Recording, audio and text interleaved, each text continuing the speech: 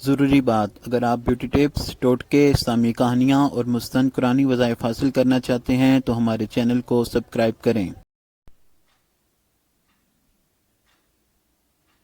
جنت میں ہر قسم کی آرائش میسر ہوگی۔ ہر شخص کے سرانے کم از کم 10,000 خادم کھڑے ہوں گے، اور ان کے ایک ہاتھ میں سونے اور دوسرے ہاتھ میں چاندی کے پیالے ہوں گے، جن میں نئے نئے رنگ کی نعمت ہوگی۔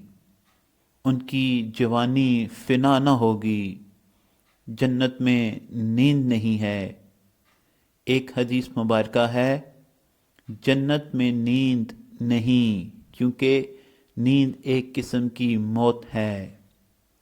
جنتی جب جنت میں جائیں گے تو اعمال کے مطابق ان کو مرتبہ عطا فرمایا جائے گا، اور اللہ تعالیٰ کے فضل کی حد نہیں ہوگی۔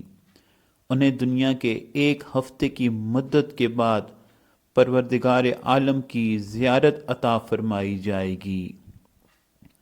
عرش الہی ظاہر ہوگا، اور جنت کے باغوں میں سے ایک باغ میں اللہ رب العزت تجلی فرمائے گا۔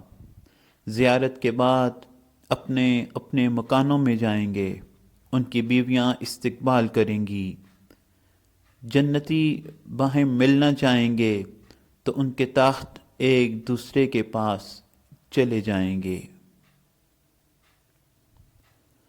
جنت میں ایک حوض ہے جسے حوض کوثر کہتے ہیں۔ اس حوض کے گرد ہی نہریں بہتی ہیں۔ اس کے علاوہ جنت میں 5 چشمے بھی ہیں۔